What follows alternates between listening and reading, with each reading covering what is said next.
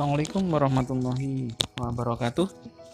Jumpa lagi dengan Pak Nasal di sini untuk anak-anak yang masih setia dan juga masih giat belajar di rumah walaupun masih dalam pandemi Covid ya. Dimohon untuk kalian tetap untuk selalu giat belajar di rumah walaupun masih dalam pembelajaran daring. Untuk video kali ini Pak Nazal akan membahas tentang keragaman sumber daya alam, lalu pekerjaan dan juga manfaatnya. Untuk sumber daya alam sendiri, apa sih sumber daya alam? Perlu anak-anak ketahui bahwa sumber daya alam adalah segala sesuatu yang berasal dari alam ya, yang dapat digunakan untuk memenuhi kebutuhan hidup manusia. Itu namanya sumber daya alam. Nah, untuk sumber daya alam dibagi menjadi dua, yaitu sumber daya alam yang dapat diperbarui dan sumber daya alam yang tidak dapat diperbarui. Nah, ini Pak Nazal akan jelaskan apa sumber daya alam yang dapat diperbarui.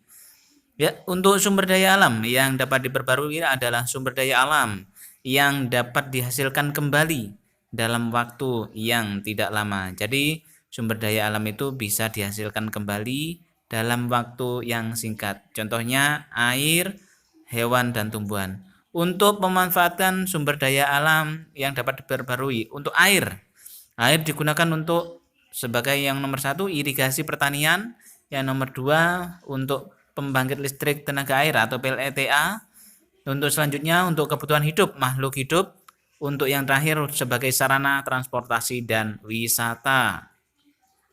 Untuk gambar yang Pak Nazal kirim, yang Pak Nazal berikan ini adalah gambar irigasi, yaitu pengairan ya.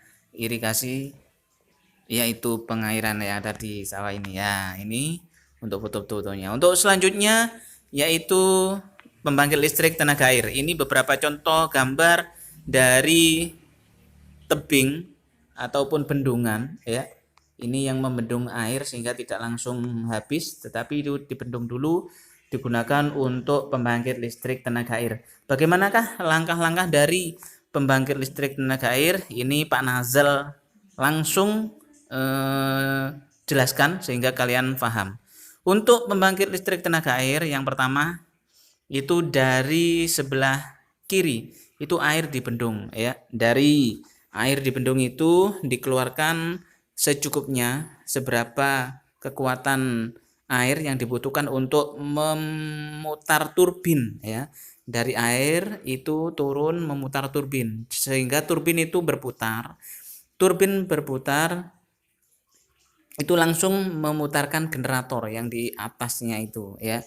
Turbin berputar karena aliran air sehingga membantu generator untuk berputar. Nah, generator ini menghasilkan listrik. Nah, listrik itu digunakan untuk masyarakat ya. Yang biasanya kita gunakan itu salah satunya adalah dari tenaga air ya, dari tenaga air lalu dibuat pembangkit listrik tenaga air sehingga air pun berguna untuk kita sebagai listrik, yaitu sumber daya listrik ya.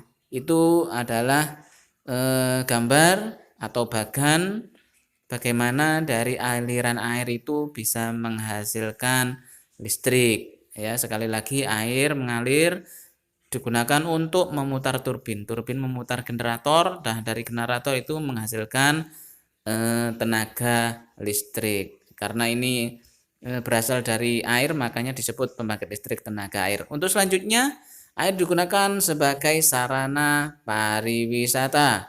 Contohnya di situ ada sebagai arung jeram juga ada, bisa ya.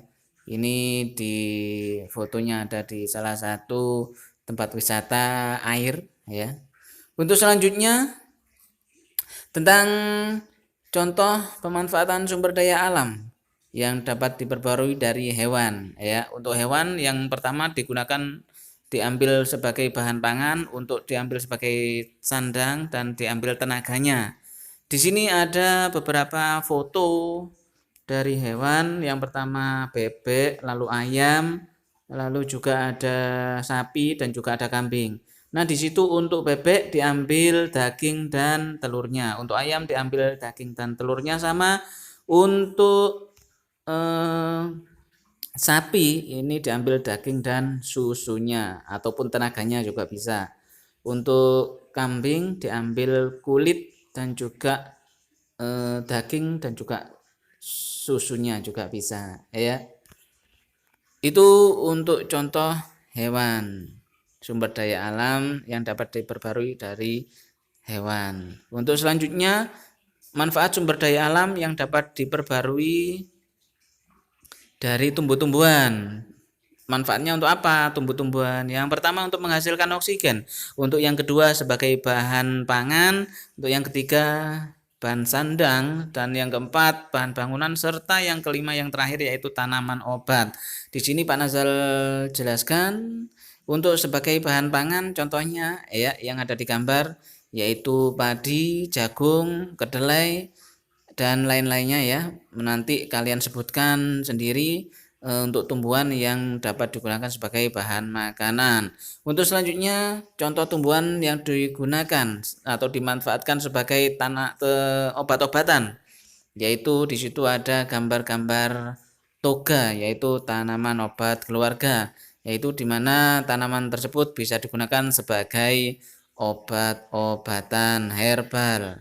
Obat-obatan herbal adalah obat-obatan yang berasal dari tumbuh-tumbuhan. Nanti Pak Nazal berikan tugas untuk membuat atau mencatat nama-nama tumbuhan yang bisa digunakan sebagai bahan obat-obatan.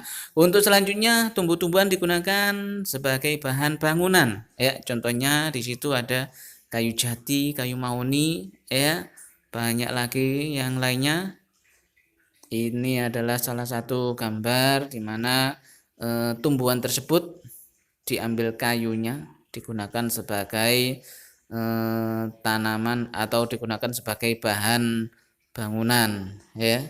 Ini yang masih berdiri ini contohnya bisa untuk bahan bangunan dan juga bisa untuk menghasilkan oksigen yang mana digunakan atau dibutuhkan oleh seluruh makhluk hidup. Untuk selanjutnya ya adik-adik, anak-anak, sumber daya alam yang kedua yaitu sumber daya alam yang tidak dapat diperbarui. Apa sih sumber daya alam yang tidak dapat diperbarui? Sumber daya alam yang jika persediaannya habis itu sangat sulit atau bahkan tidak bisa tersedia lagi. Contohnya minyak bumi, batu bara, emas, dan lain-lainnya. Itu sumber daya alam yang tidak dapat diperbarui. Di sini Pak Nazal berikan tabel untuk pemanfaatan sumber daya alam yang tidak dapat diperbarui. Untuk yang pertama yaitu minyak bumi. Gunakan untuk apa ya? Pemanfaatan minyak bumi yaitu yang pertama untuk afur, yaitu bahan bakar pesawat terbang, lalu bensin atau premium, yaitu untuk bahan bakar kendaraan bermotor, lalu parafin untuk lilin. Selanjutnya biji besi digunakan untuk peralatan rumah tangga. Selanjutnya bauksit digunakan sebagai bahan dasar pembuatan aluminium. Dan juga di bawahnya ada marmer digunakan sebagai bahan bangunan atau gedung. Belirang digunakan sebagai bahan pewarna, kosmetik ataupun juga bahan baku pembuat korek api, atau bisa juga untuk obat-obatan juga nih untuk belerang. Untuk selanjutnya nikel digunakan untuk melapisi besi agar tidak mudah berkarat. Dan yang terakhir salah satu contoh dari sumber daya alam yang tidak dapat diperbarui adalah grafit. Grafit digunakan untuk membuat pensil atau isi pensil, itu yang hitam itu namanya grafit. Untuk selanjutnya dari ketersediaan sumber daya alam itu dipengaruhi oleh keadaan alam, yang mana mempengaruhi mata pencaharian penduduk itu dari sumber daya alam. Untuk selanjutnya, apa sih yang dimaksud dengan mata pencarian?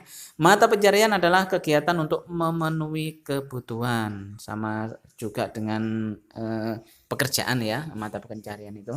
Mata pencarian penduduk beragam dan saling melengkapi satu sama lainnya. Jadi mata pencarian sama juga dengan pekerjaan. Untuk selanjutnya, ya, jenis usaha dalam kegiatan pemanfaatan sumber daya alam. Yang pertama usaha agraris. Ya, di situ sebagai berhubungan dengan pengelolaan tanah dan air, itu agraris. Contohnya pertanian dan perikanan. Terus selanjutnya usaha ekstraktif, yaitu menggali kekayaan alam yang sudah ada, ini yang ada di dalam tanah, contohnya pertambangan, dan juga yang ada di dalam laut, yaitu mengambil hasil laut. Dan itu coba nanti bisa kalian resume sendiri ya. Untuk selanjutnya, untuk aktivitas atau pekerjaan yang ada di suatu daerah dipengaruhi oleh kondisi geografis. Untuk contohnya, sebagai contoh nomor 1, di pegunungan itu kebanyakan mata pencahariannya ada di sektor pertanian, juga perladangan dan juga perkebunan ya, yang ada di pegunungan. Tidak sama dengan yang ada di pantai. Kalau di pantai untuk pekerjaan yaitu nelayan, lalu penjual jasa wisata, sektor perikanan dan perkebunan kelapa ya. Tadi tidak sama antara. Jadi sekali lagi, untuk jenis pekerjaan atau mata pencarian seseorang itu tidak sama ya, dipengaruhi oleh kondisi geografis. Jadi sekali lagi, untuk mata pencarian yang ada di pegunungan itu tidak sama dengan yang di pantai. Yang di pantai juga pun tidak sama dengan yang ada di dataran tinggi. Itu jenis-jenis sektor pekerjaan yang dipengaruhi oleh kondisi geografis. Sekian untuk penjelasan dari Pak Nazal. Dimohon nanti anak-anak tetap merangkum atau meresum di buku yang sudah ada di kalian. Itu saja dari Pak Nazal, semoga bermanfaat. Jaga kesehatan, jangan lupa tetap ada di protokol kesehatan ya, pakai masker, cuci tangan ya. Sekali lagi, itu saja penyampaian materi dari Pak Nazar. Kurang lebihnya saya mohon maaf yang sebesar-besarnya. Assalamualaikum warahmatullahi wabarakatuh.